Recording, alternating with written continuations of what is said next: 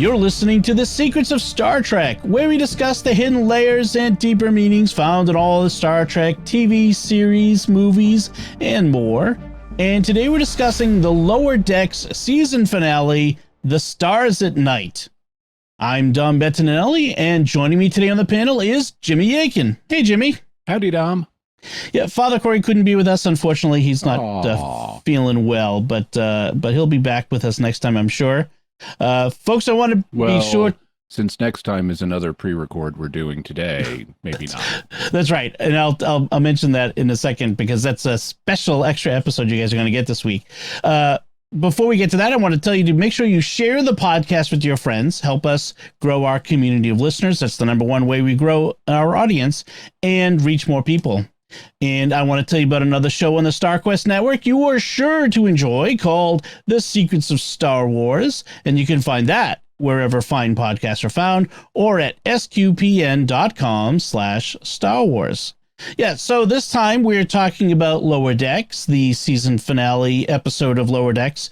But we're going to have another episode for you this is going to drop on Monday and the October 31st.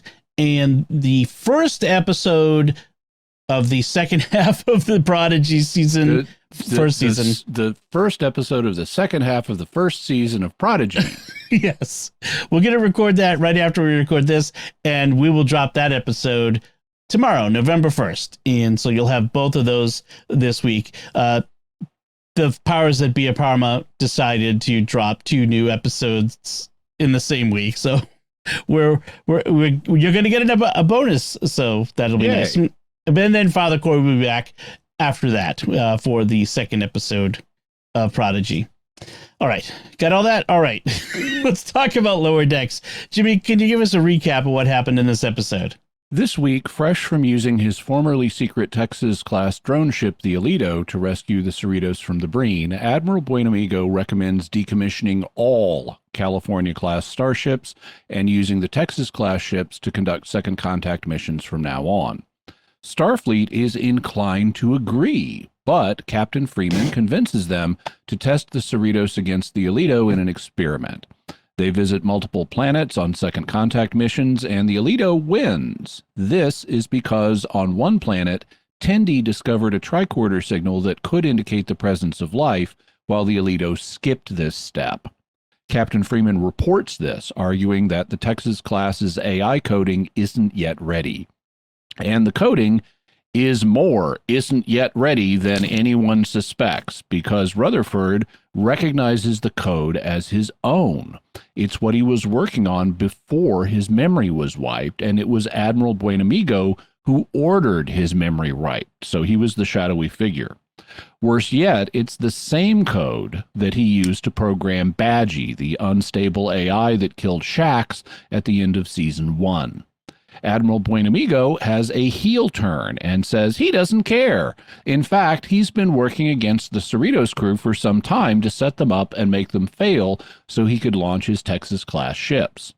After admitting this, he gives the Alito autonomous control and orders it to destroy the Cerritos. But instead, it turns on its creator and kills Admiral Buenamigo. It then activates other Texas-class ships, and they start attacking the starbase. The Cerritos leads the Texas-class ships away from the station, but the drones are closing on them fast.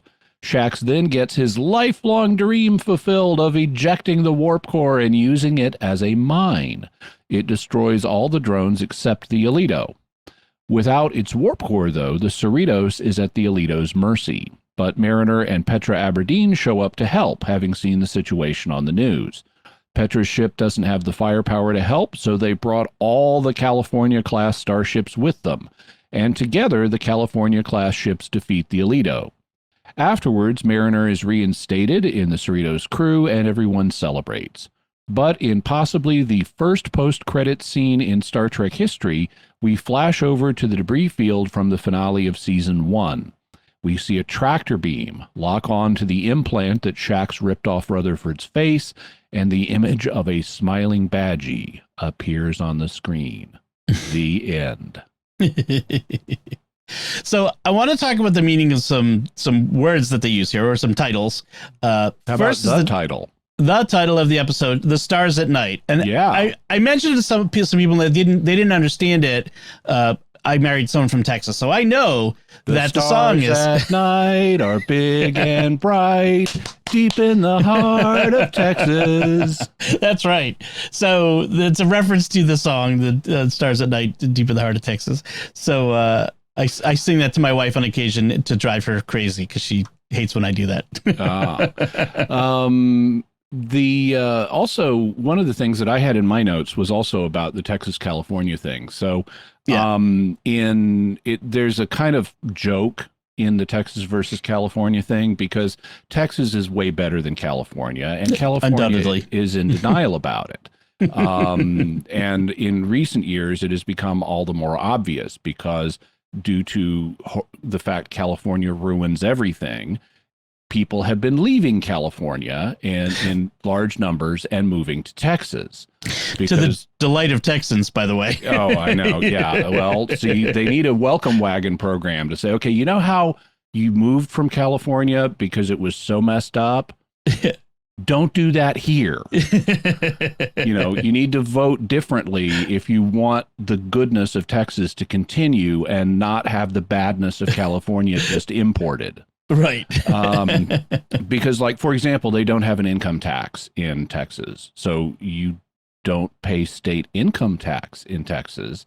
You keep more of your money. Whereas in California, the income tax is large enough that it competes with the national income tax.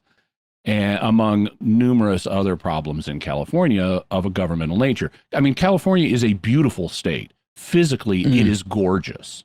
So, props to California geophysically, but in terms of its governance, California is terrible. Case in point, San Francisco. And we won't even go into the problems of governance in San Francisco, but Sure. I've been on the streets of San Francisco, and Same here. I was appalled. And this is personal for you, Jimmy, because you have connections to both California and Texas. Yeah, I do. In any event, since Hollywood is in California, there's kind of a Hollywood joke in this episode and at the end of last episode, where it's the Texas class ships that are a threat to the California class ships. I like that. There's also a bit of a twist in the name of Admiral Buenamigo. Yes, he's because Admiral Malamigo. Right. Buenamigo is Spanish for good friend. Turns out not so good a friend, which I think is a funny little twist turn joke in there. I like how they played him totally friendly, though, up until this point. Oh, yeah. It was, it was a surprise. I mean, although last episode, when it was revealed that he was behind the drone ships, you start to get the hint that maybe there's something going on. But yeah. So we start with this scene where Freeman is being criticized for her lack of professionalism in her ship and in herself at this meeting of the Starfleet Council or something. It's all the admirals. It's all the admirals. Yeah. Yeah. And so she's trying to defend herself for the events of the last episode, the Project Swing By, Operation Swing By, I think they called it. And meanwhile, Buenamigo is promoting his drone ships, his automated ships as superior. And I'm thinking, like, how can they be superior if there's no people on board? Because isn't the point of Starfleet to go out and meet people? Like, how are you gonna meet people? Well, for second contact, you've already met them, so there's that. Also, this is an issue that they've had with Star Trek for a long time, because really sending robotic probes first is, I mean, we do that now, you know, and you don't really need humans for missions.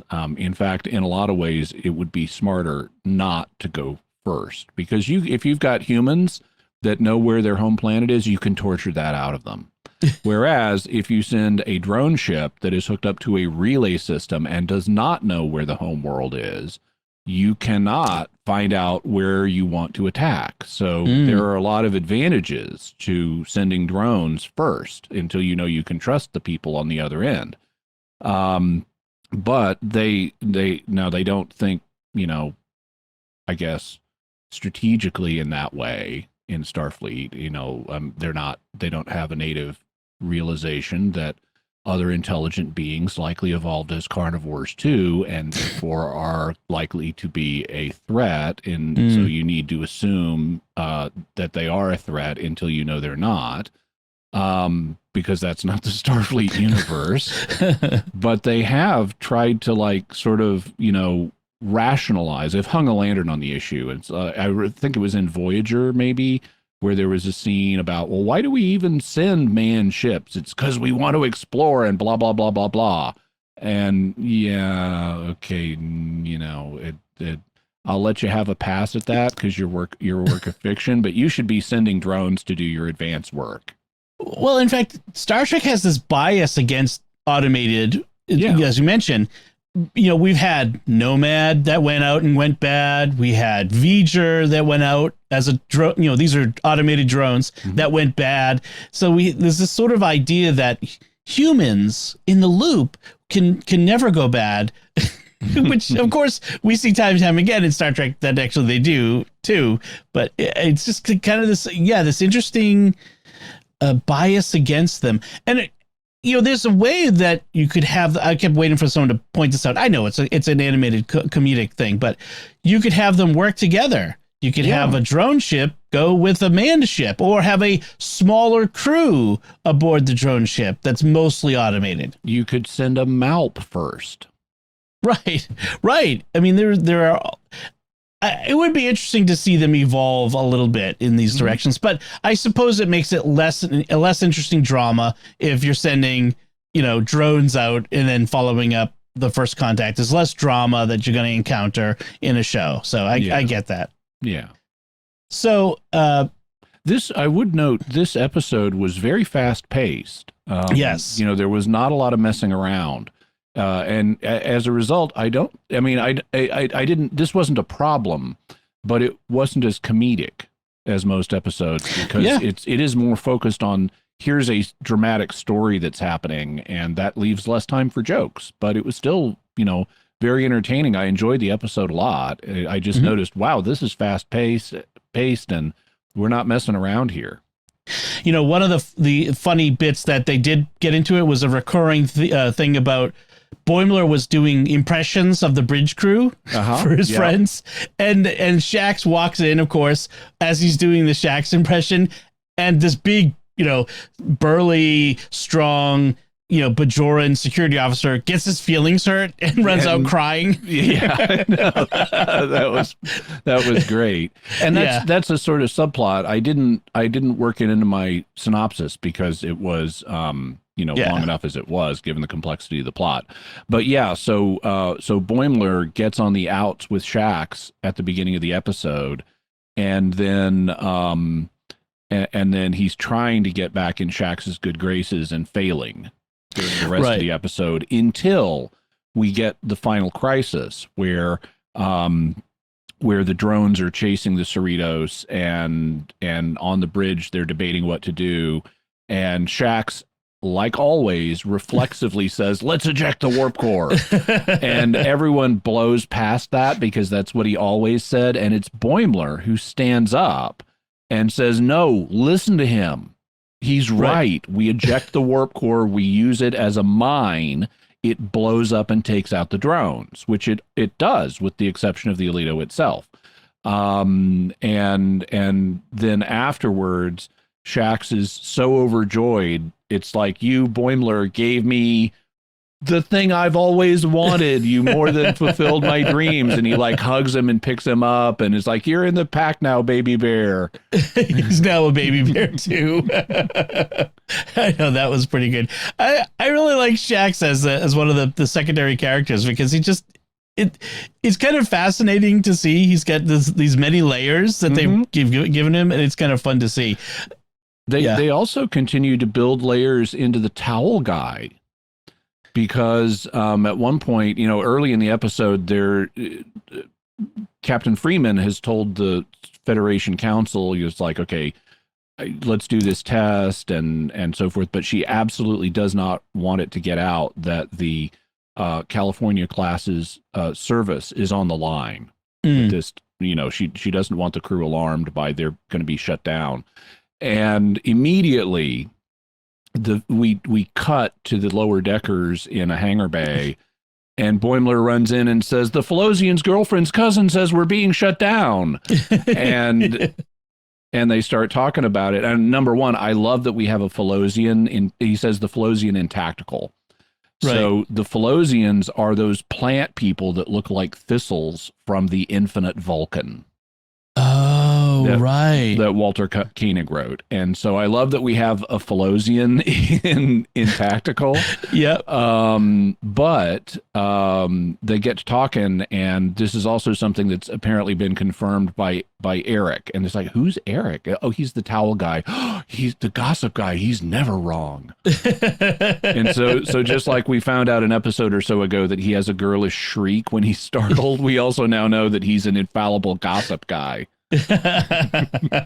They're building the layers of this show. I mean, that's the nice thing about it. There's all these layers on layers. I mean, it's one of the things that Simpsons over 30 years has done really well is it has all these layers of these secondary characters who add this color and this interest to the show and makes it so deep. And I feel like Lower Decks is really getting there. So I want to talk a little bit about Freeman, because she's off. I'm not Freeman, Mariner, because she's off on. She's left Starfleet after the events of the last episode, and she's with Petra Aberdeen, and doing Raiders of the Lost Ark stuff. She is Indiana Jonesing it up. Yes, she really is.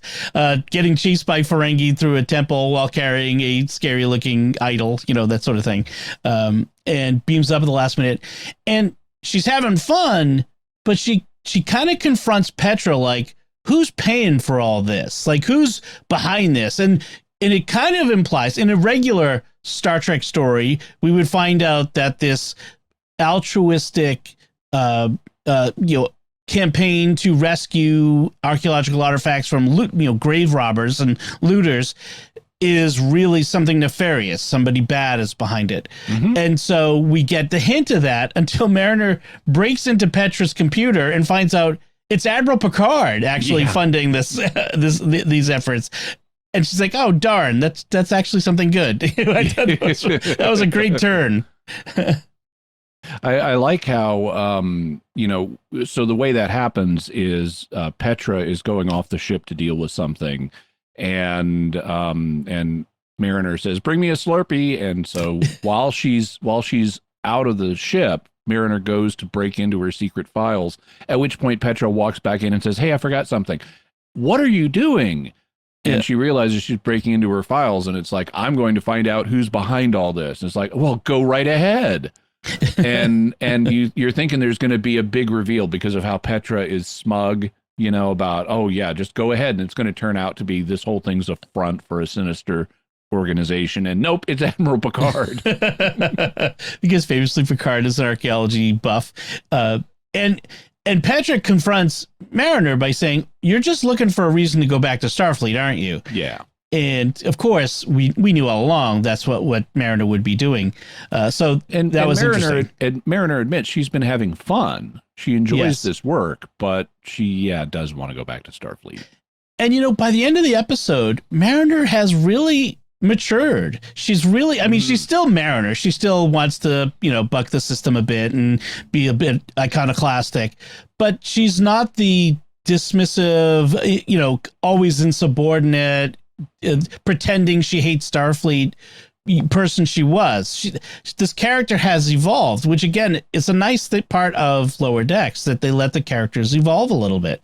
And it's especially needed in her case because she was the insufferable bad girl at the beginning of the show, and you can in a comedy freeze characters and never let them develop, but it's less interesting that way. Right. That's, again, to compare it to Simpsons, that those characters are the way they always have been and always will be. Those characters do not really change in large ways. In large ways. They do have a big reset button on The Simpsons that they almost always push, but they do introduce elements that they will bring back. So like they evolved a backstory for Marge and Homer and how they True. and how they got the kids and how various things came to be the way they are. And they will sometimes bring back characters like, there's an episode where Homer goes to Vegas and gets married in Vegas, and they bring back Vegas Mom in a later episode, and things like that. Yeah, and famously Ned Flanders' wife, dies, and so those sorts of things do happen. That's true. So then there's this race. Okay, so we talked about the race between the two ships, and you mentioned how they're racing to do three missions, three different planets, 3 second contact missions, and the first one is, I don't know why this was considered a second contact mission, because they actually went back to the planet that was in the very first episode of Lower Decks with the Purple Pig people. And okay, you've already done second contact with them. Why? I understand checking up on them, but that's not second contact. Right. And that mission was like putting up some sort of building of some sort. Yeah. And before they even go there, though, now that everybody knows the fate of the California class is on the line, Freeman is like, we've really got to step up our game. I want to see Galaxy class execution on this mission. They're talking about Billups, the engineer, is saying, I want to see, Mr. Data level performance out of you, Mr. Rutherford. And they name drop like 3 Enterprise crew members as paragons of efficiency. And one of the things we just see, they don't dwell on it, but we see First Officer Ransom giving lessons in how to sit down on a chair in the crazy Will Riker way. Because if it's not obvious at first glance, but the actor Jonathan Frakes as Will Riker has an insane way of sitting down in chairs. Yes. Allegedly, I think I read because of a back problem. That's what I heard. Yeah. But it just looks ridiculous when it's pointed out. And there are supercuts on YouTube of him just from episode after episode doing this over and over. What he does is he approaches a chair from behind, slings his leg over the top of the chair, and then sits down.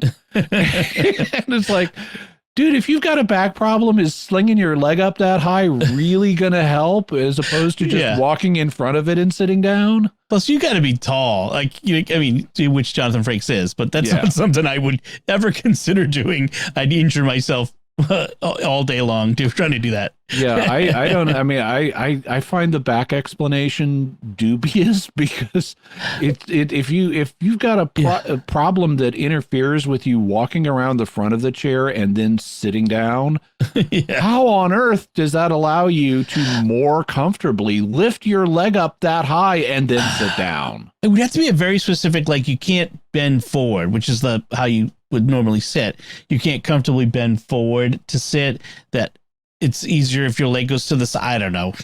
Someone should ask Frakes about it. I'm dubious. I think it's I think it's more. I think there's a significant possibility he just decided to do it for dramatic reasons to make it look more dramatic, and then got called out and made up the back thing.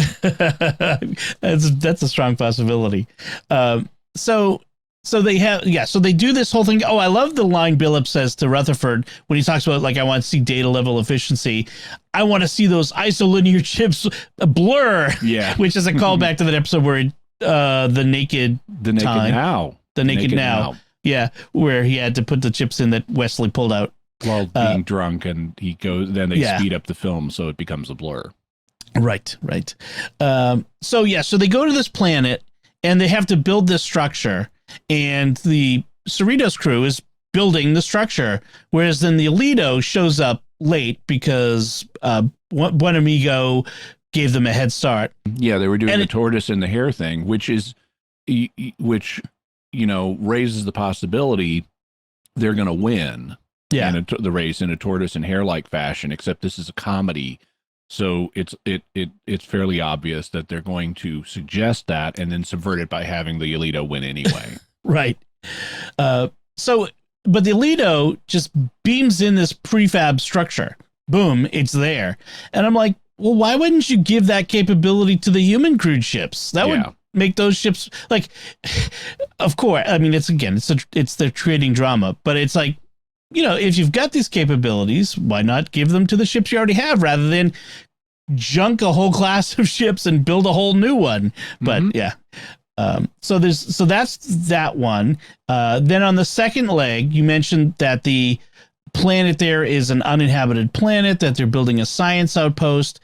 There's no life on the planet. That's not Second Contact. Right. Building a science post on an uninhabited planet where there's no life, that's kind of the opposite of any contact. Yes, that is support ships, construction crews. But okay, maybe that's a Cerritos mission too, California class. So, but like you said, Tendi detects a possibility of life, whereas the Alito doesn't, and that should immediately disqualify the Alito from this. Like that should have been a disqualifying error. If protecting life, prime directive stuff is ignored, that's a big flaw. So I thought that was interesting. That kind of got overlooked, or not given a chance. They on a writing level, they do it, to show that the programming is flawed on these ships. That's our first indicator that the programming is flawed. And then, right. Well, we have a previous intimation of there's something going on here when Rutherford says he recognizes the code. Yeah. But then that there's actually something wrong. The fact it's cutting corners and missing scans it should be doing for life is another indicator. Right. So then the third leg, which was funny, is they have to deliver supplies to a Brigadoon-like planet that only appears a couple hours every year or even less. Mm-hmm. So, and for folks who aren't aware, Brigadoon was a movie, which might have been a play even before that, but it was a movie from the 50s, I think it is, about this fictional Irish town, Brigadoon, that only appears once a year on a particular day, probably St. Patrick's Day or something, that these people stumble into and discover. And it's an idyllic, fantasy village sort of thing. And it's become, and because things phasing in and out of reality fits very well into science fiction, Brigadoon has inspired lots of science fiction things. I mean, there are multiple examples in Star Trek alone. Right. Like, in Deep Space Nine and places like that. It's like, oh, this planet only comes into our universe for so long, every so often. And right. And it's in comic books too, in the Legion of Superheroes, then 30th century, because this came out in the 1970s. There was an island called Marzal that would only phase into the rest of the world for a period of time every so often. And I've seen multiple Brigadoon things like that. And so I like how Captain Freeman is just able to say, it's one of those Brigadoon-like planets that only appears for a few hours every year. It's like that's so common that, when people, everyone's going to be aware of it. Obviously it creates this dramatic tension of the ticking clock as part of it too. But then the people on the planet are like sort of Irish analogs. They have the accent and they live in these like simplistic, conditions. Yeah. So that was cute. And they're totally waiting for their phase in and beam in of supplies. Right. Yeah. So but the Alito gets there in time, but the Cerritos misses the window of opportunity and loses. But that's about the time when Rutherford discovers that the Alito in the Texas class are running his old AI code from before his accident. So he recognizes it's the code that was in his ship that he was building. We saw a few episodes ago, and is in his implant device that was used to create Badgie on the holodeck. And that's the first time we've had those two things connected, because we only learned about the ship that he was working on like a couple episodes ago. Yeah. And so this is the first time we would have had it connected with the code for Badgie.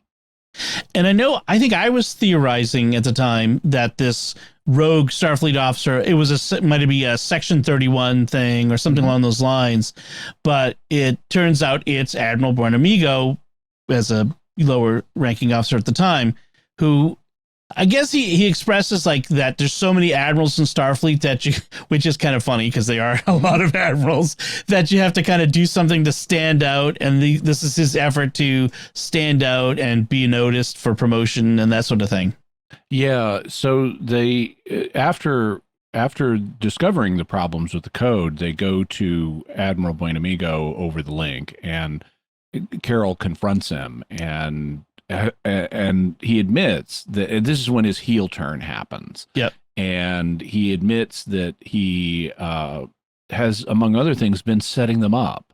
He assigned them to go to Deep Space Nine. He expected those negotiations to fail, and they didn't, in spite of his efforts. And we also learned that he set them up at Brekka last episode, so he could have the Texas ship come in and save them. And Carol says, "You are not one of those bad faith admirals that's up to no good. You're better than this, Les." And he says, "I'm really not." but they're hanging a lantern on another trope in Star Trek, which is the bad faith admiral. Right. Because that's one of the key functions of admirals in Star Trek, is to mess things up, to swoop in an episode, mess things up for our regular heroes, and then let them deal with it. Right. And often that involves the admiral being a villain. Sometimes they're not a villain; they're just a problem. Like Admiral Nechayev, the blonde lady who was sort of Picard's thorn in the side. She would show up and make demands of him, and she wasn't a villain. She was just very inconvenient. Yes. But then there are others who and they may show up and initially be friendly, and then they go bad, like Brock Peters playing the Admiral of Cartwright. Admiral Cartwright, who initially was not a villain in the Star Trek movies and then became one. Right. But yeah, you've got a lot of admiral problems in Starfleet. I think Starfleet has too many admirals. I think that's the clearly. So now Buenamigo, having been discovered, he wants the Alito to destroy the Cerritos so that they can destroy the evidence. And this is a plot hole, because he gives it autonomous control and says, "Now kill the Cerritos," and it says, "I don't take orders from you anymore, Father." Yes. It's like, okay, it's already got weapons that you've been using to blast things. Why are you giving it autonomy? Just tell it to blast the Cerritos. Right. What was the reason he gave, like the excuse why it was okay to blast the Cerritos? Like, what would have been I forget that. I don't recall him giving an excuse. I thought he just ordered it to do it. Yeah, I mean, because then he'd have to explain why is the drone ship destroying a manned ship. But it goes badgy, so to speak. Kills Buenamigo, which was a dark turn in this episode. Really? Yeah. And it fires on the part of the space station where he is, and just blows it up. And so this is... Oh, and it also gets its own catchphrase. Oh, the Alito says multiple times in the episode when it's about to attack someone, "I will burn your heart in fire." That's right. Oh man, I didn't pick that one as my sign off, but that would have been a good one. We also got a nice variation on Captain Freeman's catchphrase, "Warp me." Yeah. Because when they realize the urgency of the situation, at one point she says, "Maximum warp me." Right. Those are the two good phrases in this one. And they're at Douglas Station, which looks like Starbase One floating over Earth, but I gather this isn't the same. This isn't Starbase One, right? Or is, like, I never kind of I'm not sure where we are in terms of that. Yeah, because they call it Douglas Station, but it looks like Starbase One, and I don't know if that's the same thing or not.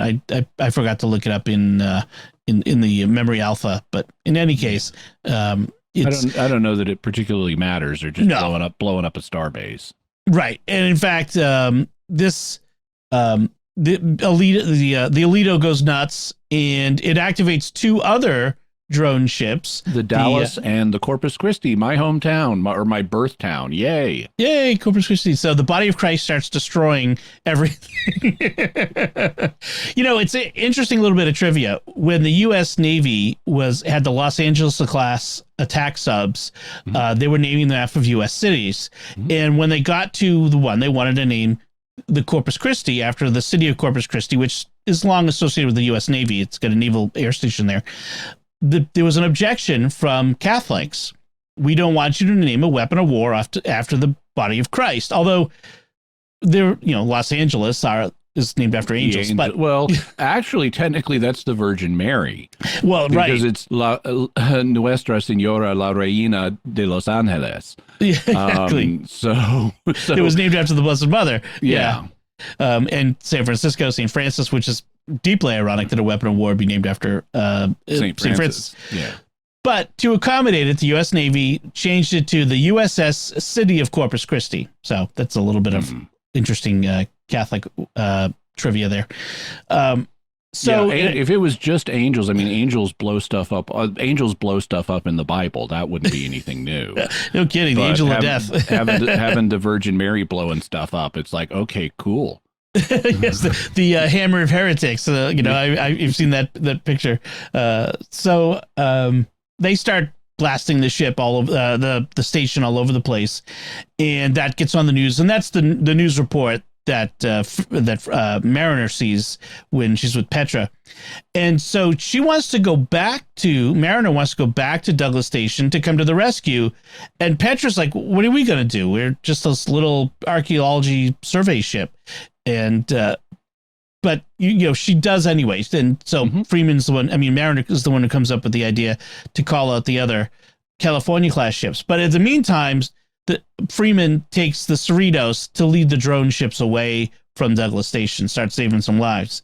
And that's where they're in the warp, and we do the warp core drop. I love the scene where Shax goes down to engineering, and he's with Billups, and he's got like tears in his eyes. Oh, I've always dreamed of this moment. Yeah. And they have to turn keys simultaneously, like it's a Minuteman ICBM station, for the U.S. Air Force. That sort of thing. They never had to do that before, and that's actually kind of a bad idea. You don't want to have to get two people down there to manually turn keys to eject a core that's about to go critical.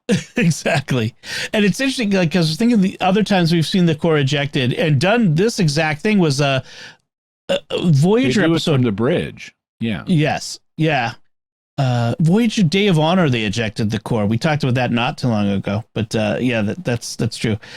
Although they didn't blow that one up, they recovered that one. So it would make a really good mine, though. I mean, that's an antimatter reactor. Just drop it out. Tell it when you want it to destabilize, and matter comes into contact with antimatter. You got a nice big bang.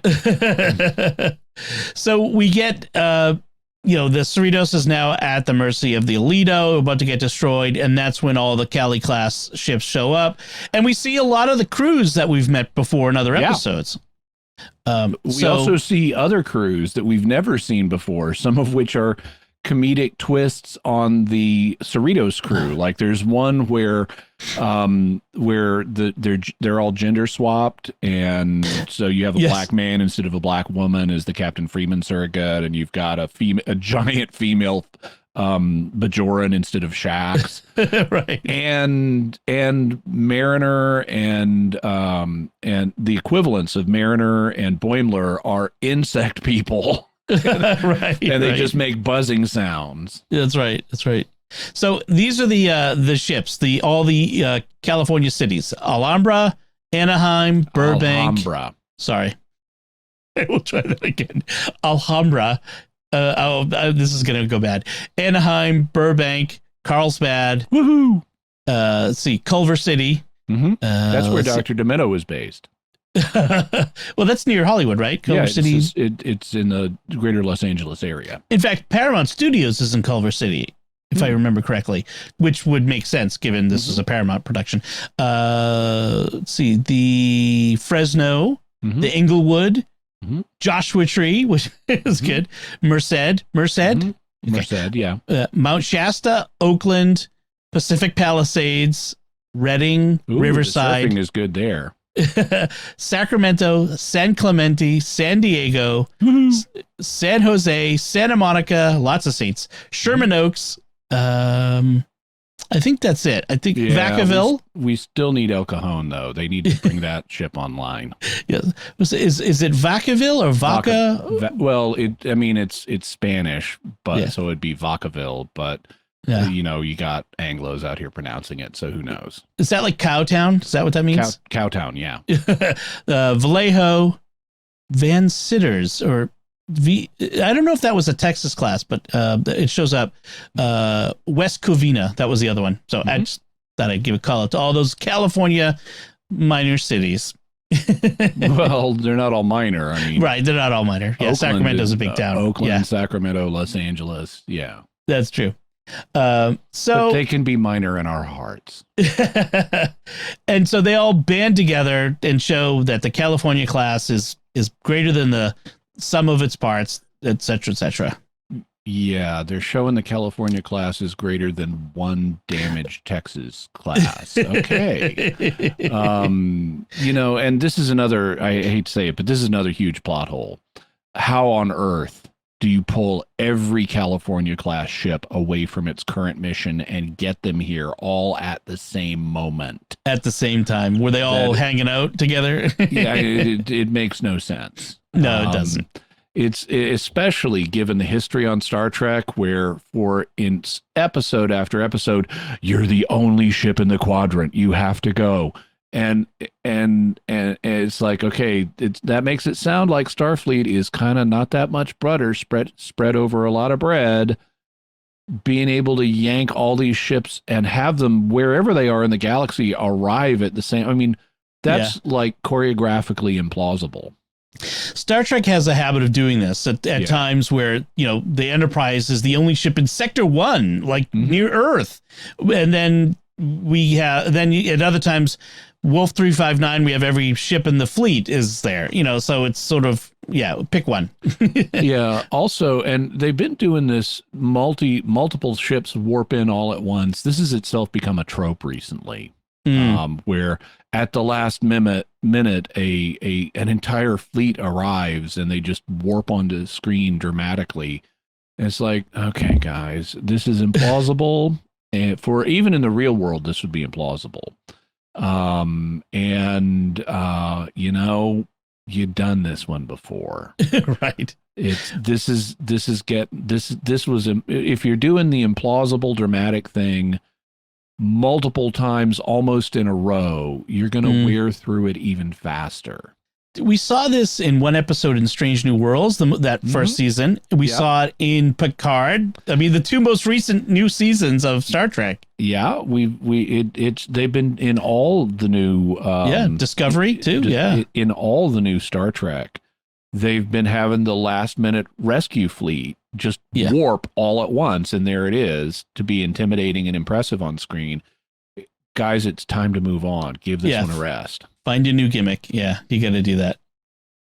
So the Alito, of course, is destroyed, and as we're wrapping up, we have the introduction of some new elements that I'm sure will be important in season 3, including the arrival of a new Vulcan science officer, Talen, who we had seen previously in I forget which the episode was. Oh, it was the multiple lower decks where we got to see lower decks of different races. Right.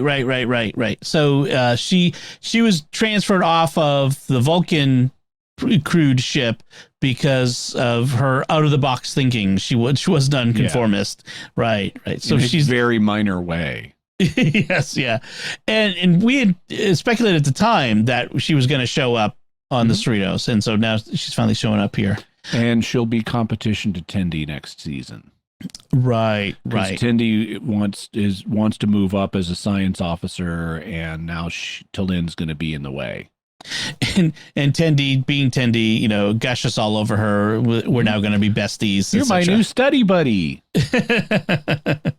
Actually, that pairing is going to be great for both of them because they're so going to get on each other's nerves. Tendi, with her relentless friendliness, is going to get on Talin's nerves, and Talin, with her icy cold intellect, is going to get on Tendi's nerves. Right. And as you mentioned, for the possibly the first time ever in Star Trek, we have a post-credit scene where we have a debris. So it says in the Cal system, debris from a Pac-led clump ship floats near a star, and among it, Rutherford's old implant that Shaxx ripped from his face. So you're reading from Memory Alpha there. Yes. Sorry. Yes, I should have mentioned I was reading from that. So this is the same debris field that they left behind. This is the Peanut end of Hamper. Yes, this is the end of season 1, and where Shaxx died, and problems are being caused by Badgie, and he ripped the implant off of Rutherford's face, and it's left floating in space. Okay. So we saw this same debris field a couple episodes of the Peanut Hamper recovering, and so it's the same thing. And so this tractor beam, green tractor beam, who has green tractor beams, locks onto it and beams it aboard. So presumably Badgie will be back. So that should be next season. We've got multiple AI threats now between Armus and Peanut Hamper and Badgie. I'm expecting an AI apocalypse at some point. Well, is Badgie going to bust out the megalomaniacal AIs, or maybe vice versa? Maybe they've already busted out. That would be interesting. So, any other notes on this episode, Jimmy? Nope, that's it. Awesome. All right. So to wrap things up, we'd like to take a moment to thank one note. They give us an early visual cue that the Texas class ships are going to go bad, because we get an interior shot as Admiral Buenamigo is giving orders to the Alito. We get an interior shot and can see the computer control panel inside the Alito, and it's got the same kind of linear graphics as the M1 from the Ultimate Computer from all the way back in Star Trek the original series. So it's visually the same as the original bad computer from Star Trek. Bad automated starship. Yes, that's true. That's true.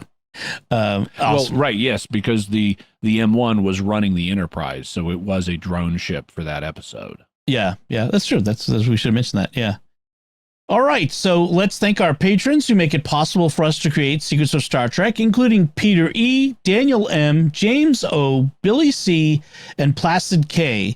Their generous donations at sqpn.com/give make it possible for us to continue the Secrets of Star Trek in all the shows at StarQuest, and you can join them by visiting sqpn.com/give. This StarQuest show is also brought to you in part by Jacqueline Brown, the best-selling author of The Light series. Check out her new release, Altered, on Amazon or any fine bookstore. Learn more about her and her work at sqpn.com/brown.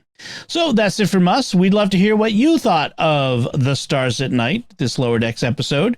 You can let us know by commenting on the show at sqpn.com/trek, or our Facebook page at facebook.com/StarQuestMedia, or send an email to trek@sqpn.com, or visit our Discord community at sqpn.com/Discord. We'll be back next time, as I mentioned, when we'll be discussing the next episode of Prodigy, as I'm going to say, called Asylum. Until then, Jimmy Akin, thank you for joining me and sharing the secrets of Star Trek. Thank you. Live long and prosper, and maximum warp me. And once again, I'm Dom Bettinelli. Thank you for listening to the Secrets of Star Trek on StarQuest. And you stole my line. Oh, you can use it too. And warp me!